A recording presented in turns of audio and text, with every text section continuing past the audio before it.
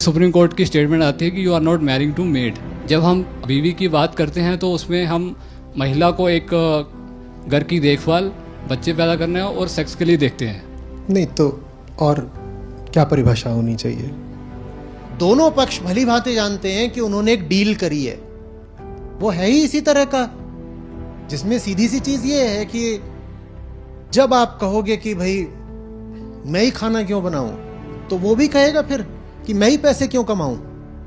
और ये बात तो जायज है, खरी खरी है, क्योंकि सौदा ही तो है। वो हाउस होल्ड ड्यूटीज निभाती है और वो केयर टेकर और प्रोवाइडर है। वो कॉन्ट्रैक्ट करना भी है और फिर उसकी शर्तों का पालन भी नहीं करना है। ये कैसे चलेगा? वो कहेगा खाना नहीं बनाएगी तो शादी करके क्यों आई है? तू देवी है, तुझे पूजूंगा अपने घर में रख के। यहां आई है, चल बर्तन दो, खाना बना। तुम देख नहीं रही हो कि तुम में भी यही भाव है कि चूंकि मैं उसके लिए खाना बनाती हूं, उसके कपड़े धोती हूं और उसके लिए बच्चे पैदा करे हैं, तो इसलिए उसके पैसों पर मेरा हक है। ये तो सर्विसेज हैं, तुम सर्विस प्रोवाइडर हो।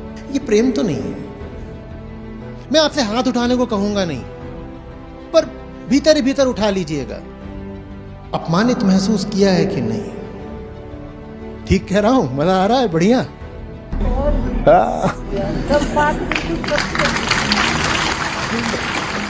एक उम्र लगी है ये जानने में। जानते हो ना क्या बोला अभी अभी? कानून बनाने वाले ही स्पष्ट करे दे रहे हैं ना। वो कह रहे हैं कि अगर हमने मैरिटल रेप को क्रिमिनलाइज कर दिया तो इंस्टीट्यूशन ऑफ मैरिज ही खत्म हो जाएगा। तो ये बात जब महिलाओं को पहले से ही पता है, ठीक। अब अगर इतनी साफ बात के बाद भी अगर कोई कहे कि अरे मुझे तो धोखा हो गया, तो धोखा खाने की जिम्मेदार आप खुद हैं।